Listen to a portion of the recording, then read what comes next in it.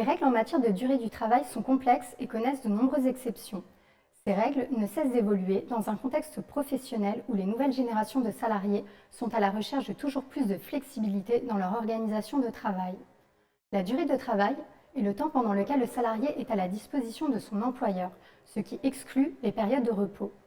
Cette définition, assez générale, pose évidemment la question de savoir si des périodes d'astreinte, de garde ou encore de temps de trajet sont à considérer comme temps de travail. Les jurisprudences luxembourgeoises et européennes se sont penchées sur ces questions qui restent à analyser au cas par cas.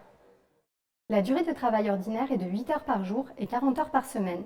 En principe, toute heure dépassant cette durée correspond à une heure supplémentaire. Les heures supplémentaires ne sont normalement admises que dans certains cas, doivent être soumises à autorisation ou notification préalable et être spécifiquement rémunérées. Même en cas de prestation d'heures supplémentaires, la durée de travail maximale ne peut pas dépasser 10 heures par jour ni 48 heures par semaine. Certaines catégories de salariés sont évidemment exclues des règles en matière de durée du travail ou bénéficient de régimes spécifiques. C'est notamment le cas des cadres supérieurs. Le travail dominical est en principe interdit. Il existe toutefois de très nombreuses exceptions, notamment pour les établissements de vente au détail.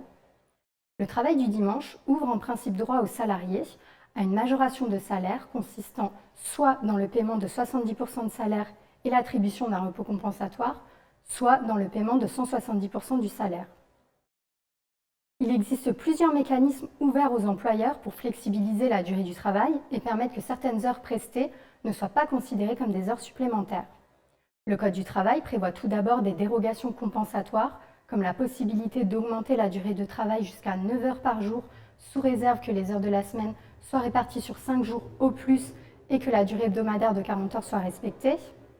L'employeur a également la possibilité de répartir le temps de travail au cours d'une période de référence qui peut aller jusqu'à 4 mois. Certaines formalités doivent évidemment être respectées pour mettre en place une période de référence, dont l'information et la consultation de la délégation du personnel ou des salariés concernés. Deux mécanismes existent. Le plan d'organisation du travail, qui est particulièrement adapté au travail en équipe, mais qui est très formaliste car il doit contenir certaines mentions obligatoires sous peine de nullité et être mis en place dans des délais spécifiques. Le règlement d'horaire mobile, moins formaliste, il va permettre aux salariés d'aménager selon leur convenance, au jour le jour, leur durée et leur horaire individuel de travail, dans le respect des limites légales et des règles établies dans le règlement.